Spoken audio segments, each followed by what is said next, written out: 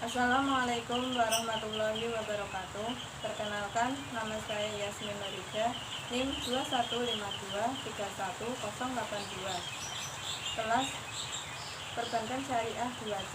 Saya di sini akan menceritakan tentang peristiwa perjanjian Giyanti dan terbelahnya tanah Jawa pada tahun 1755. Perjanjian Giyanti adalah suatu peristiwa besar di masa silam yang hadir sebagai perekat ingatan kolektif masyarakat. Perjanjian ini lahir sebagai kesepakatan segitiga politik antara Pakubuwono III Pangeran Mangkubumi dan VOC Belanda pada 13 Februari 1755. Nama Giyanti sendiri diambil dari lokasi penandatanganan perjanjian, yakni di Giyanti. Di masa silam, perjanjian Giyanti dibuat untuk meredam api konflik yang telah terjadi pasca pemindahan Keraton Kartasura ke Surakarta. Ketika itu, Mangkubumi membantu Pakubuwono II dalam meredam konflik dan mendapatkan hadiah berupa sebidang tanah. Salah seorang pangeran mengeluhkan ketidakadilan tersebut kepada Gubernur Baron. Lalu kemudian Gubernur Baron membuat keputusan yang membuat tanah tersebut tidak dimiliki oleh Mangkubumi.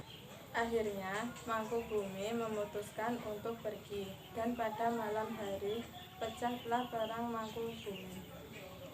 Perlawanan ini mendorong Gubernur VOC Jawa Utara, yaitu Nicholas, mengambil sikap dan melakukan perundingan dengan Pangeran Mangkubumi yang disebut Perundingan Hastings, dan bersepakat keinginan Mangkubumi yang hendak menjadi penguasa di tanah Jawa.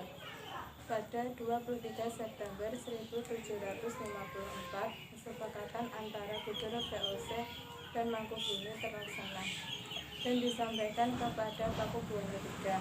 Pada 4 November 1754, Pakubuwono III mengatakan persetujuannya terhadap perundingan Gubernur VOC dan Mangkubumi.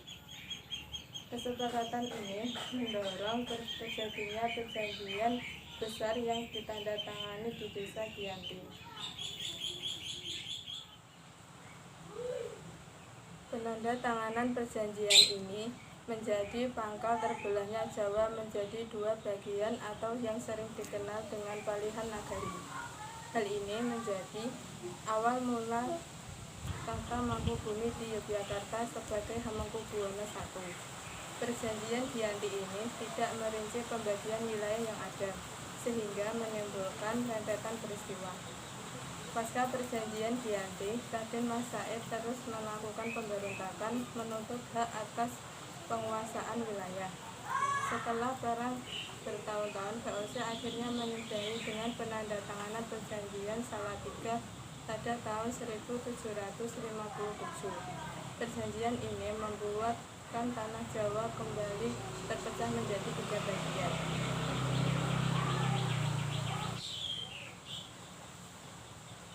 Pada perjanjian ini disepakati bahwa Pangeran Sambernyawa mendapat sebagian wilayah Kasunanan Surakarta dengan wilayah yang dikenal sebagai Kadipaten Mangkunegaran.